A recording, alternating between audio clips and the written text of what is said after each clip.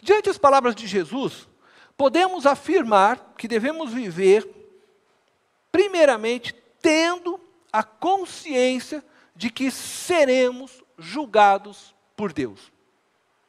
Nós lemos isso no verso 31 e 32 deste texto de Mateus 25.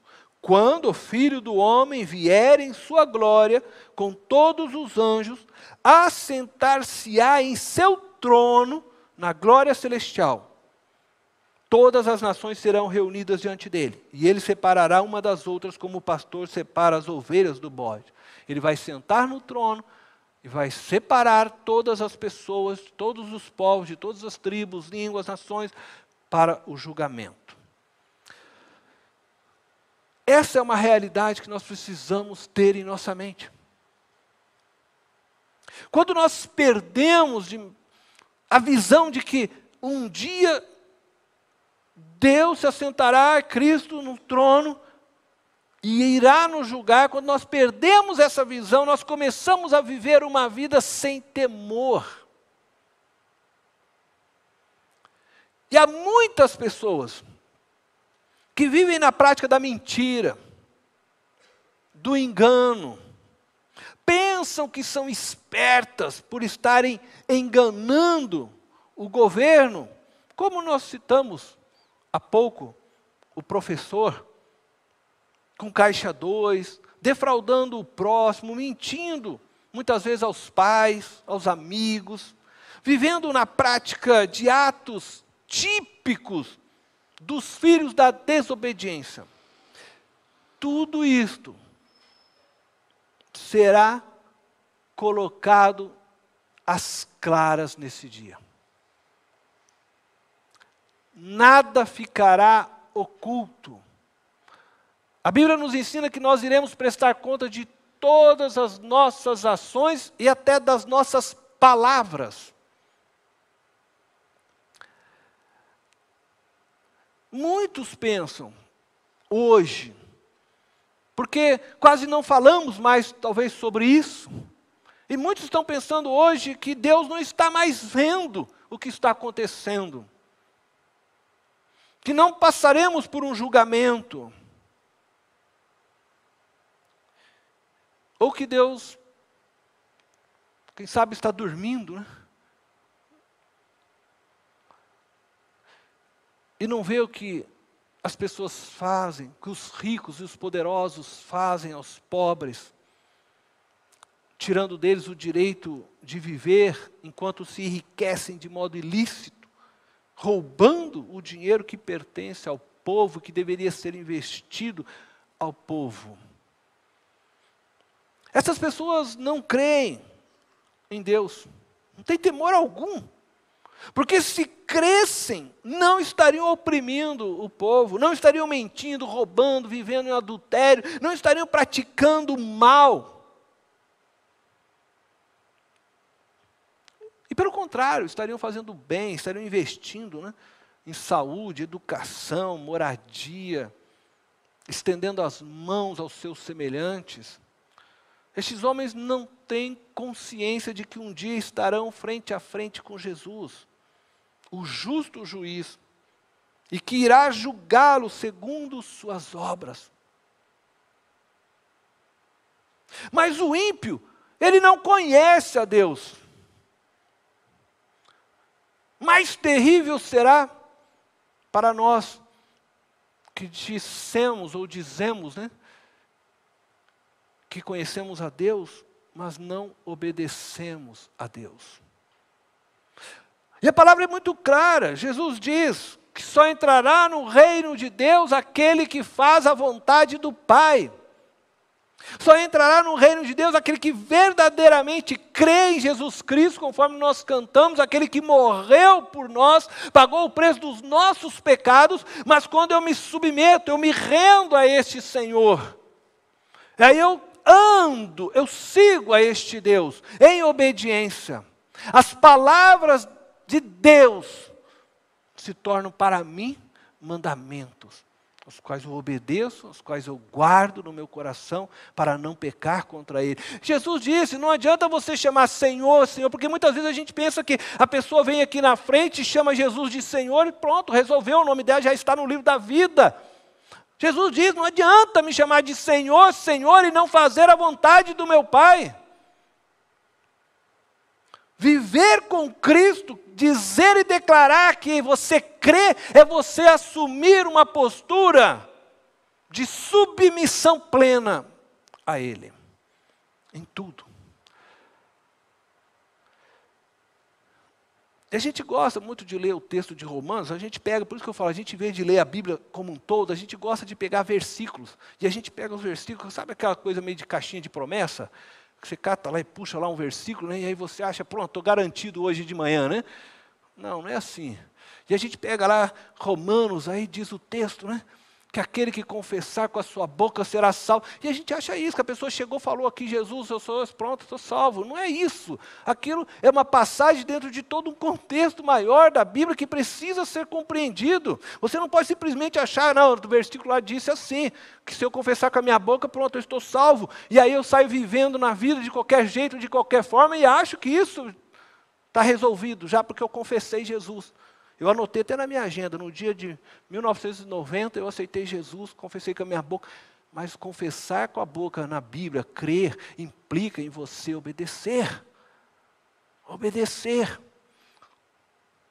É se submeter a Deus, é se render inteiramente. Quando eu declaro que Jesus é Senhor da minha vida, que Ele é Deus sobre mim, eu estou declarando que Ele tem todo o poder sobre mim. E que a palavra dEle é definitiva para mim. Não se engane, pensando que Deus não está vendo os acontecimentos de nossos dias, que Ele não está vendo as suas escolhas diárias. Não se engane, pensando que Deus não está olhando para a sua vida. Ele olha para você atentamente. E um dia sentaremos frente a frente com esse justo juiz. 1 Pedro, capítulo 1, versículo 17, eu vou ler a versão, né, da Almeida, revista atualizada, diz assim, ora, se invocais como Pai, aquele que, sem acepção de pessoas, julga segundo as obras de cada um, portai-vos com temor durante o tempo da vossa peregrinação. Ele está dizendo durante o tempo que nós estamos aqui. Então, se você invoca Deus como Pai, e você pode fazê-lo porque Jesus Cristo te tornou filho, e você hoje pode dizer Pai Nosso, e você invoca Deus como Pai, mas Pedro está dizendo que você precisa se portar com temor, porque Ele vai julgar segundo as obras de cada um. Nós somos salvos pela graça. Nós não somos salvos mediante as obras, somos salvos pela graça. Mas nunca se esqueça que as suas obras revelam a sua fé.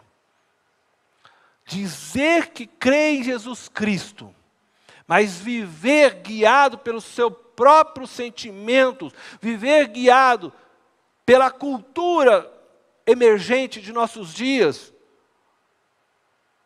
é anular isto, porque então você não crê. Não, mas eu creio. Eu creio, mas... mas é que o mundo lá fora está certo.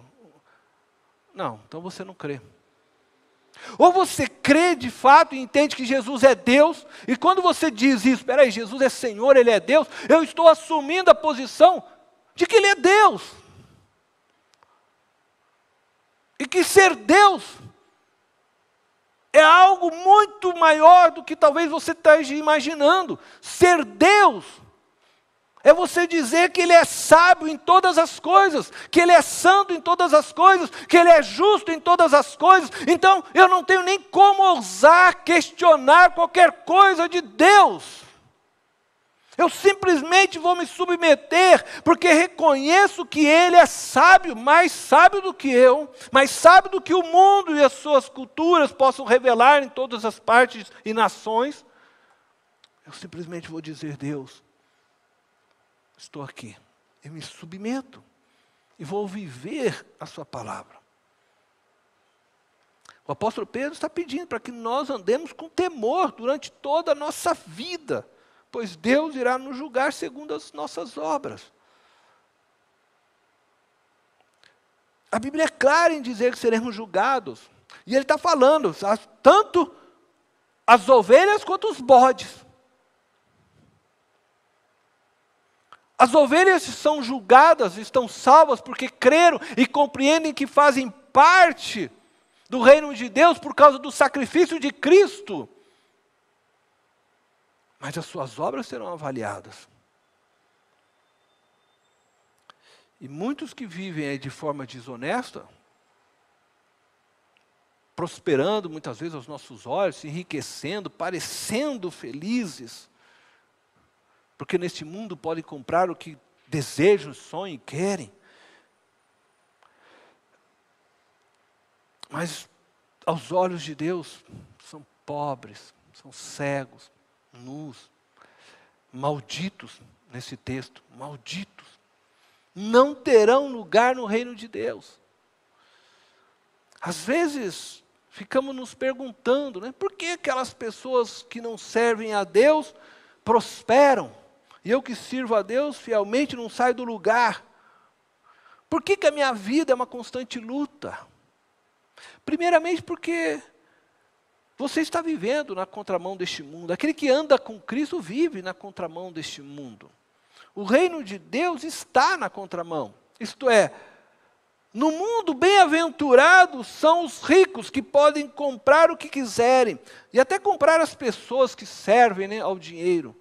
No reino de Deus, bem-aventurados são os pobres, porque eles esperam e confiam no Senhor, e não no dinheiro e no poder que este possui sobre o mundo dos homens. Em segundo lugar, porque o mundo jaz no maligno. A palavra de Deus diz que Satanás é o príncipe deste mundo, e ele odeia os filhos de Deus, ele odeia os filhos da luz. Ele vai tentar apagar a sua luz de todas as formas. Ele vai fazer de tudo para te destruir. Contudo, nós que temos Deus ao nosso lado, podemos viver descansados no Senhor. Como diz o apóstolo Paulo, quem nos separará do amor de Jesus Cristo? Ninguém pode nos separar do amor de Deus. Nem principados, nem potestades, nem o diabo, nem a morte. Portanto, irmãos, não pense que Deus não está vendo o que se passa aqui na terra. E que Ele não está dando a mínima para o que está acontecendo aqui. Que você pode viver de qualquer jeito, de qualquer forma. Não. Ainda não chegou o tempo do julgamento. Mas ele chegará. Jesus disse que tudo que está encoberto virá à luz. E Ele julgará todas as nações, indivíduo por indivíduo. Veja o que Tiago escreve a respeito disto. Tiago, no capítulo 5, do verso 1 ao 9. Ele afirma que o juiz está à porta. Diz assim: ouçam agora vocês ricos. Eu já disse aqui, né, que nós somos ricos. Dentro da visão bíblica, nós somos ricos. E também dentro da visão deste país, né, nós somos ricos. Você que já ganha, né, aí acima de 2, 3 salários mínimos, você é rico. Nós temos 60 milhões de pessoas ganhando menos que um salário mínimo no Brasil. De um salário mínimo para baixo. Isso serve para nós. Ele diz: ouçam agora vocês ricos. Chorem e lamentem-se, tendo em vista a miséria que lhes sobrevirá. A riqueza de vocês apodreceu, e as traças corroeram as suas roupas. O ouro e a prata de vocês enferrujaram, e a ferrugem deles testemunhará contra vocês. E como fogo lhes devorará a carne. Vocês acumularam bens nestes últimos dias. Vejam o salário dos trabalhadores que ceifaram os seus campos e que por vocês foi retido com fraude. Está clamando contra vocês. O lamento dos ceifeiros chegou aos ouvidos do Senhor dos Exércitos. Vocês viveram luxuosamente na terra, desfrutando prazeres e fartaram-se de comida em dia de abate. Vocês têm condenado e matado o justo, sem que ele ofereça resistência. Portanto, irmãos, sejam pacientes até a vinda do Senhor. Vejam como o agricultor aguarda que a terra produza a preciosa colheita e como espera com paciência até virem as chuvas do outono e da primavera. Sejam também pacientes e fortaleçam o coração, pois a vinda do Senhor está próxima. Irmãos, não se queixem uns dos outros, para que não sejam julgados. O juiz já está às portas. Este texto é muito sério. E nós precisamos ler, e nós precisamos entender que nós somos ricos. Nós que já temos uma boa ganho. Não implica que o texto está dizendo que todo rico, já falei sobre isso também, por isso que eu não quero me deter tanto, que todo rico vai ser lançado no inferno. Não, não é isso. Tem muitos ricos bons, servindo a Deus, investindo em vidas, ajudando. Tem. Eu espero que você seja um destes. Mas a Bíblia nos ensina que a riqueza é muito perigosa. E é isso, você pode ler todos os textos sempre, e você vai perceber que sempre é dirigido aos ricos. Não tem algum texto na Bíblia que fala assim: ouçam agora vocês pobres, chorem e lamentem. Você já leu? Porque o pobre ele é visto como vítima dos ricos, daqueles que possuem o poder, daqueles que têm condições de fazer algo, mas não faz.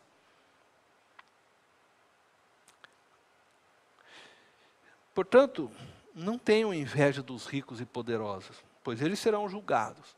E certamente o rico, ele terá muito mais pelo que responder diante de Deus do que o pobre. Porque o pobre praticamente já não tem o que dividir. Muitas vezes não tem nem para dar para os filhos. Mas o rico muitas vezes está jogando no lixo a comida, quando muitos não têm. Viva cada dia, amado, como se fosse o último dia de sua vida, tendo a consciência de que você um dia estará frente a frente com Deus, e que Ele te julgará.